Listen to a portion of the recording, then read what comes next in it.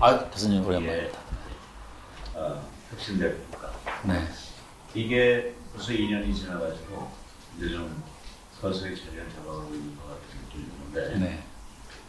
이런 우리를 처음 시작하신 파운딩 디렉터, 네. 그 설립자로 했으니까요, 창립자로 했으나 그런 창립하셔서 충돌하면서 그동안 정말 엄청난 일을 하셨는데, 네. 그 배경하고 그 내용도 좀 소개 좀 해주시죠. 네, 우리라는 거는 그 12세기, 17세기에 유럽의 한자 동맹의 정신을 이어받은 대학 동맹인데요. 한자 동맹의 정신은 이제 도시국가들이 약 190개 정도의 도시국가들이 자율적으로 실용적으로 그러한 그 정신입니다. 그래서 어떤 무슨 한자 동맹의 정신보다는 실용성을 받아들여 가지고 요즘의 대학이 꼭 잘못된 건 아니지만 이제 너무 한쪽으로 이 연구 위주로 가기 때문에 상아탑의 강조를 많이 하기 때문에 이 급변하는 이 현실에 좀 더 실용성이 있을 때 한자 동맹의 정신을 받으면 어떨까라는 생각으로서 우리가 이런 평가 제도를 시작을 했고요. 근데 또 하나 특징은 이게 대학교의 책임자들이 지원을 하시고 또 그분들이 평가를 하고 그다음에 이제 또 이런 뭐 대학 연합회랄지 이런 데서 좌지 역할을 하고 등등의 과정을 겪어가지고 꽤 평가하기 힘든 시스템을 평가 가능하게끔 지금 노력을 하고 있습니다. 그런데도 꽤 굉장히 의미 있는 평가라고 생각이 됩니다. 네. 아마 이 대학 랭킹을 잘 그동안 접하지 않으셨던 분들에게는 네. 기존의 랭킹 시스템을 이렇게 대비하면서 네. 차이를 소개해 주시면 좀 더 명확하게 네. 이해가 될 것 같은데. 그 기존에 있는 랭킹 시스템에 이제 THE랑 QS가 있는데요. 둘다 영국에서 하고 있죠. 근데 이제 미국도 그렇고 영국도 그렇고 학문의 선진국에서는 원래 교수의 역할은 연구, 교육, 서비스가 있는데 인류 대학은 이제 무조건 연구입니다. 그래서 미국 대학의 교수들, 학장들, 청장들 얘기가 publish or perish, 퍼블리케이션을 하든가 내 앞에서 없어져라 이런 이제 농담할 정도인데 연구는 절대적으로 필요해요. 미국 교수들은 연구를 해야 가르칠 수가 있다. 연구하지 않고 어떻게 가르치냐는 얘기가 되는데 이게 이제 연구가 너무 깊숙이 들어가고 연구만 하니까 현실과는 좀 동떨어진 상아탑의 역할이 있기 때문에 우리가 하는 우리 시스템은 기존에 있는 연구 시스템에 대한 엔타이 태제가 아니라 거기서 빠진 부분을 보완하는 그러한 시스템이라고 볼 수가 있습니다. 그래서 QS라든지 TH에 연구를 하는 대학도 물론 있어야 되고, 근데 전 세계 약 3만 개의 대학이 다 퍼블리시와 페리시를 할 수는 없는 거니까. 그래서 이렇게 구별해서 하면은 양쪽이 다 필요하고, 양쪽이 다 보완 효과를 가지면서 살아남을 수 있다라고 생각이 됩니다. 그러니까 TH나 QS가 한 50대 100, 50에서 100개 대학에 대한 랭킹 진짜고, 네. 나머지는 약간 들러리 같은. 그렇습니다. 네. 나머지 2만 9,900개 들러리. 네, 네.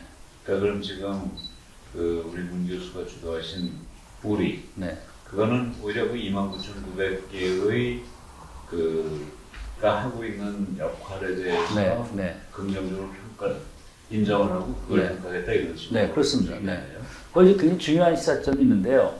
예를 들면 대학의 그 경영진에서 학장, 총장 이런 분들이 뭐 대학을 위해서 좀 발전을 하려고 그러면은 그게 직접 교수 연구 업적이랑은 상관없는 개혁을 많이 해야 되는데 그런 학교 발전을 위해서 인프라를 깔고 좋아지는데 이 교수들은 나는 연구해야 된다고 하면은 이 행정관의 역할이 좀 작아질 수가 있어요. 이제 그런 게 하나 있고, 그러니까 그 집행부의 역할을 좀 강조해가지고 중장기적으로 연구 교육의 인프라를 깔게 할 수 있었던 이런 역할을 해야 되는데 QS랄지 TH 시스템에서는 이제 그런 게 없고요. 근데 전 세계 3만 개의 대학 중에서 뭐 50개, 100개 정도 아이비리그 근처에 이쪽만 이제 주로 상위권에 오르니까 나머지 학교는 뭐 지원해봐야 잘 되지도 않고 또 더 중요한 거는 이 학습 효과가 없습니다.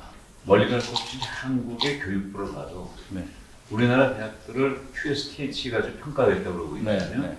그럼 뭐 서울대 연고대 정도의 탑스쿨이야 뭐 거기에 가서도 뭐 한 100등에서 이상 같은 안에 끼니까 괜찮은데 나머지 한 200 몇십 개 대학은 사실은 그 모두가 다 서울대 연고대하고 똑같이 되라고 얘기하는 건 똑같잖아요. 네. 그러면 결국 그들이 진정해야 될 이 사회를 위한 리얼 임팩트, 네. 아주 실제 그 역할을 한다기보다는 맞지 않는 흉내내는, 맞지 않는 그 몸에 옷을 입는 네. 그런 현상이 되네요.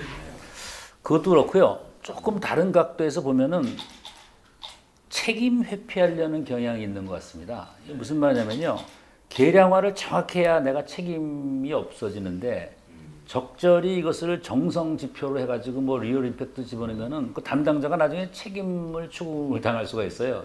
제가 이제 그걸 어떻게 느꼈냐면은 미국의 테니어 시스템이랑 한국의 종신교수 시스템이 다른데 미국의 종신교수 시스템은 6년째 끝나고 나서 교수들의 업적을 다 모은 다음에 그걸 가지고 또 그 커미티 체어가 또 관련 있는 사람들 다 인터뷰해가지고 뭐 이것저것 해가지고 강의 평가도 있지만 또 학생들 불러서 인터뷰하고 그것을 거기 있는 위원장이 다 써요. 한 20페이지 정도의 보고서를 써가지고 그거를 본인한테 일단 줍니다. 내가 지금 이걸 올리려고 그러는데 일주일의 시간을 줄 테니까 반대말 있으면 써라 해가지고 이제 올리고 이래가지고 이게 기간이 보통 한 5개월, 6개월 정도를 걸리는데 그 속에는 굉장히 정성적인 부분이 많이 들어가는 거거든요. 네.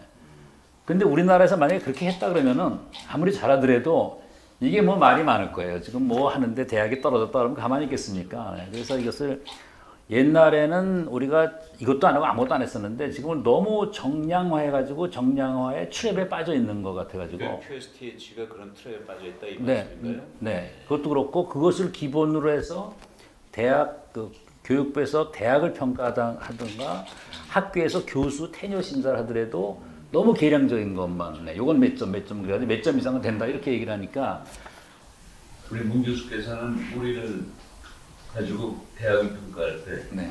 계량적으로 안 한다면 네. 어떤 식으로 평가하고 계십니까?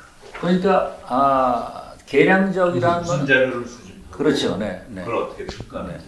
계량적인 거는 이제 과거의 그 성과 지표가 이제 계량적인 거고요. 과거죠. 네, 지난해에 논문을 뭐 몇 개 했냐는 건데. 근데 우리는 지금 현실에 어떻게 적응을 하려느냐라는 얘기를 하는 거예요. 미래를 위해서 네, 어떻게 적응을 해야 되느냐니까 통계 지표가 아니라 약간 에세이식으로 사례를 우리는 받아야 돼요. 사례를. 네, 사례를. 그래서 어떻게 해야 됐다. 어떻게 해왔다. 이거는 이제 또 계량적으로 또는 이게 객관적으로 우리가 평가를 해야 되는데. 사례를 조금 더 구체적으로. 네. 어떤 사례를 수집하는지. 어떤 사례를 수집하냐 그러면은 예를 들면은 이런 사례가 있습니다. 대학이라는 데는 지식의 전당이기 때문에 교수인 지식인이 학생한테 지식을 전파해가지고 학생이 사회에 나간다 이렇게 얘기를 했는데 뭐 예를 하나 들면은 이제 지난번에 이제 인천대학에서는 어떻게 했냐면은 교수가 학생을 가르쳐서 사회에 나간다 그랬더니 사회에서 가만히 봤더니 옛날에는 잘하는 것 같은데 요새는 사회 발전 속도에 비해서 학교에서 가르치는 게 좀 부족하다. 좀 쓸모있는 인재를 보내달라 그러니까 인천대학에서는 그러냐 그러면 회사에 있는 사람이 당신들이 들어와가지고 프로그램을 한번 설계해봐라. 그래서 이제 저희는 이것을 기존에 있는 모델은 학교에서 인사이드 아웃이라는 개념인데 이거는 아웃사이드 인의 개념이다. 그러니까 이런 거는 뭐 계량 지표가 있을 수가 없습니다. 미래지향적이고 사례지향적이기 때문에 이렇게 해야 되는 거고 또 서울대학의 모 대학에서는 이제 서울대학은 또 특히 좀 이렇게 권위주의적인 것도 있고 안정적인 면이 있기 때문에 탑다운 형식인데 어떤 모 과에서는 바텀업으로 학생들이 스스로 저희가 이 프로그램을 물론 어느 정도 한계가 있겠지만 짜가지고 올라가는 거를 인정해서 올라가는 거니까 탑다운이 아니라 바텀업이다. 이런 것도 학생들이 스스로 프로그램을 배우고 싶은 프로그램을 개발한다는 어느 정도 짜가지고 올라가는 물론 이제 한계가 있겠지만요. 그래서 이제 올라가니까 이런 건 이제 그 탑다운이나 바텀업이랄지 뭐 이런 게 있고요. 근데 저는 그 모든 승을 두 개로 나눠서 보거든요. 하나는 올림픽상이고 하나는 그 아카데미상인데 올림픽상은 결과만 상 주는 거니까 원인을 제공한 사람들은 박수만 치는 것이죠. 아카데미상 그 하나의 원인을 찾아서 그 원인을 제공한 사람한테 상을 주잖아요. 저는 이 두 가지 상을 볼 때 올림픽상보다는 아카데미상이 더 좋은 상이다. 왜냐면 올림픽상은 박수밖에 칠 수 없지만 원인상은 그 원인을 찾아서 원인을 개선하면 결과는 자연스럽게 따라 나오잖아요. 저는 그렇게 볼 때 이 그 QSTH하고 우리 예상이 그렇게 나눠볼 수 있지 않나 생각이 드는데 뭐 어떻습니까? 대단히 날카로운 견해인데요. 바로 QSTH가 결과만 보는 거죠. 논문을 몇 개 썼나 그러는데 이게 아카데미상은 조금 다른 데로 이제 제가 미국에 있을 때 처음에 교수를 하고 갔더니 우리 학장이 저를 잘 봤는지 저보고 뭐 let me know whatever you need. 뭐 필요한 거 있으면 항상 얘기하고 당신은 그냥 공부하고 연구하고 강의나 잘하라 이런 얘기예요. 근데 그때는 감동을 받아가지고 야 나를 잘 봤나 그랬더니 그 다음에 알고 봤더니 모든 신임 교수들한테 다 그런 말 하는 거예요.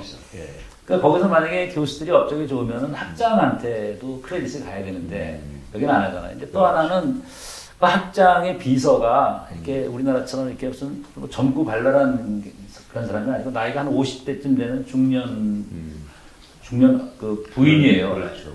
근데 그 학교에 25년, 30년 있기 때문에 학교를 다 하니까 그 다음에 아카데믹한 거 이외에는 뭐 큰 누나처럼 다 봐주는 거예요. 그렇죠. 예를 들면. 그리고 거기 보면 뭐 총장, 부총장 이런 사람들이 그냥 굉장히 열심히 일을 합니다. 근데 이런 거는 할 생각을 안 하고 교수 연구 업적만 따지고 그러니까. 네. 사실 상은 그런 사람, 네. 그런 걸 제공해주는 학장이나 네. 그 administrative secretary 그렇습니다. 네. 그런 분들한테 줘야 되는데. 네. 그러니까 우리라는 거는 지금 우리가 예를 들면은 산업화, 그다음에 엔터프레너십, 뭐 윤리 강령, 뭐 이런 거 등등의 특히 윤리 같은 경우 이런 경우는 여기 우리 여기 서울과학종합대학원 같은 경우도 윤리 같은 경우를 예를 들면은 수업 시간에 매 5분 또는 한 10분 정도를 윤리 강연을 한다. 이러한 그 시스템을 집행부에서 만들었기 때문에 비윤리적인 사고가 덜 나갈 수가 있는 거거든요. 그러니까 이런 것 등등의 이런 그 학교의 교수가 편안하게 연구하고 가르칠 수 있는 인프라를 깔아주는 그런 핵심적인 거는 하나도 계산을 안 하고 연구 논문만 하면 이게 올림픽상이 되는 거고 우리는 아카데미상이 연구 논문이 결과인데 연구 논문이 훌륭하게 나오기 위한 네. 제반 조건을 인프라를 깔아주는 그게 바로 여러 가지 혁신이죠. 그렇습니다. 네. 그런 걸 평가하겠다. 네. 그러니까 아카데미상에 해당한다고 볼 수 있습니다. 네, 좋습니다. 지금 전 세계적으로 그 대학 아닌 대학, 네. 그러니까 고등교육기관, 네. 그 소위 어드밴스 에듀케이션이라는 이름을 걸고는 있지만 그 나라의 교육부에서 대학으로 허가를 받지 못하는 그런 대학들이 나오는 이유가 결국은 그런 지원도 안 받고 규제도 안 받고 좀 스스로 차별화되면서 혁신하겠다. 그런 대학들이 대학 아닌 대학들이 나오는 그 현상이 바로 지금 우리 문 교수 말씀에선 유래됐다고 볼 수 있습니다. 그런데 공교롭게도 또 우리 랭킹은 그런 대학이 아닌 대학도 함께 포함해가지고 랭킹을 같이 매기잖아요. 그렇습니다. 그거에 대해서 좀 설명해 주시죠. 그러니까 과거 뭐 20, 30년 전에는 학위가 중요시됐던 사회였는데 지금은 사회에서 필요한 지식과 노하우가 필요한 사회가 되지 않습니까? 그렇죠. 아주 비결한 예를 하나 들면요. 바로 얼마 전에 구글이라는 회사에서 학교를 설립했어요. 어떤 학교를 설립했냐면은 고등학교를 졸업한 학생들을 구글에서 6개월 동안 집중 훈련을 시키면은 구글에서 채용할 때 대학교 졸업생으로 인정을 한다는 거예요. 아니 고등학교 나오고 6개월 만에. 네, 6개월 만에. 근데 그럼 나이 19, 20살에 6개월 만에 대학교 졸업한 사람 똑같은 똑같이 해가지고 구글에서 인정을 해준다는 얘기예요. 전액 장학생이죠 물론. 근데 구글에서 인정을 하면은 다른 회사에서 인정을 안 하겠냐는 얘기거든요. 그렇죠. 그러니까 6개월 동안에 자신 있다는 얘기예요. 쓸데없이 4년 동안 갈 필요 없이. 지금 아마존도 이것을 계획을 하고 있습니다. 아마존. 네, 아마존도. 이제 기간은 좀 달라질 수 있지만 최소한 6개월 기간 해가지고 대학 졸업생과 똑같이 인정해준다는. 물론 좀 훌륭한 공부를 잘해야 되기 때문에. 그러니까 이거는 뭐냐면은 아까 교수님께서 말씀하신 규제와 지원이라는 한 축이 있고요. 또 하나는 이 대학 전체가 사회에서 요구하는 거랑 자꾸 동떨어지니까 도움을 못 받는 경우가 있기 때문에 뭐 MBA 같은 경우 10년 전만 하더라도 뭐 무조건 MBA는 뭐 MB만 나오면 연봉이 2배, 3배 있다는데 요새는 MBA 잘안 가고 막 그러거든요. 네. 거기 가서 뭐 하냐는 얘기니까. 근데 그거 왜 그러냐면은 옛날에는 사실은 별로 지식이 없는 사회에 지식이 있는 학자들이 모여서 지식을 전파하는 게 옛날 올드 패션 모델인데 지금은 사회가 더 발전하고 학교가 발전하는 건 더 발전하고 다양하기 때문에 그 수요를 못 맞춰주기 때문에 부티크 대학이 많이 나오는 겁니다. 어디서는 좀 디자인을 강화하는 대학이 나오고 그렇죠. 어디서는 뭐 음악성, 뭐 요새는 뭐 음대도 뭐 옛날에 컨서버티브 뮤직이다, 뭐 최근 뮤직이다. 이제 요새 뭐 한류 나오고 그래가지고 이제 그런 대학도 뭐 굉장히 독특한 대학이 많이 나오는 거예요. 그렇죠. 맞아요. 이런 거를 지금 전통적인 무슨 뭐 컨서버티브 뮤직에서는 그것을 커버할 수가 없는 거니까. 그렇죠. 디자인도 그냥 산업미술이냐 뭐 이런 거 가지고 안 되거든요, 요새는. 우리나라에 또 지금 이런 대학 아닌 대학이 우리 랭킹에 지금 들어간 대학이 많죠. 네, 그래서 뭐 삼성 디자인, 삼성 디자인 교육원. 네, 여기 나오고요. 그다음에 일본에도 뭐 몇 개 그런 게 있고요. 네. 그래서 어쨌든 앞으로는 그러니까 이제 이력서를 쓸 때 굉장히 그뭐 논술 쓰듯이 앞으로는 굉장히 자기 자신을 잘 마케팅해야 될 것 같아요. 네. 그러니까 우리나라 정부가 또는 국민이 혁신을 싫어하는 나라는 아닌 것 같아요. 그렇죠. 전 세계적으로 봐도 또 요새 뭐 K로 시작하는 여러 가지 현상, 뭐 우리나라 한글부터 이제 사실은 대단한 혁신적인 창조적인 업적이지만 뭐 역사적으로 최근에도 정말 뭐 음악, 예술, 뭐 영화, 뭐 모든 분야에서 지금 이 정말 혁신 창조적인 게 세계를 이끌고 있는데 가장 최근에는 오징어 게임까지. 네, 그렇습니다.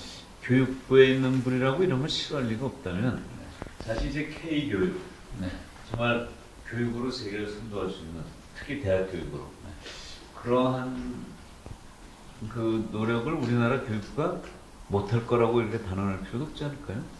교육부가 할 수 있지 않을까요? 제가 사실은 이제 몇 년 전에 이 한류로 아주 큰 프로젝트를 하나 했는데요. 프랑스에 있는 그 교수랑 같이 프로젝트를 했는데 그때 우리가 이제 프로젝트를 한 이유 중에 하나가 한류에 대한 개념이 한국적인 것을 극대화한다는 것이 아니라 저는 세계인이 원하는 것을 하면서 한국적인 면을 조금 집어넣기 때문에 오히려 한국적인 면을 극소화시켜야 된다는 얘기가 있어요. 그런 게 하나가 있고요. 두 번째는 한류의 발전이 정부의 지원으로 이루어졌느냐? 아니거든요. 아니죠. 발전하니까 지원하는 거거든요. 그렇죠. 발전하니까 지원하는 거고 이제 정치적인 목적으로 여기저기 이제 하는 거기 때문에 K 교육의 원동력은 대학이 해야 되지 교육부가 할 수 없다는 얘기죠. 그러니까 우리 같은 데서 이노베이티브니스를 해가지고 그러면서 이게 K 교육이 한국적인 면과 전 세계적인 면을 융합을 하고, 그다음에 이 혁신의 실현 가능성을 융합을 하고, 거기다가 이제 한국적인 면을 좀 우리 한국적인 면이 사실 이게 우리가 이제 엑스트라 커리큘럼이 좋거든요. 방과후. 물론 이제 지나쳐서 문제가 있긴 있지만 정규 교육도 굉장히 세련되게 돼 있습니다. 그렇죠. 그런 걸 장점만 하면 대단한 게 되는 거니까. 근데 이거를 규제하기 시작을 하면 아무것도 안 되거든요. 뭐 과외 공부를 하지 말라는 뭐 하려는 안 되는 거니까 그냥 좀 놔두면 이제는 거기서 크면 그때 뭐 지원을 하든 경험이 되는데 한국도 규제 지원은 그럴 것 같습니다. 근데 지금 방금 우리 문 교수님 말씀하신 게 오늘 전체 아주 하이라이트일 것 같은데 결국은 그 혁신을 선도하는 대학들이 먼저 나서고 그런 대학을 좀 더 객관적으로 우리 랭킹이 평가하면서 널리 알리고 또 그것을 교육부가 보면서 그런 그 우리 랭킹의 선도적인 역할을 하는 한국 대학들을 정말 옆에서 좀 성원해주고요. 그렇죠. 그다음에 그러면서 적절히 규제 좀 풀고요. 그렇죠. 한국은 안 해도 돼요. 오늘 너무 고맙습니다. 많이 배웠습니다. 고맙습니다.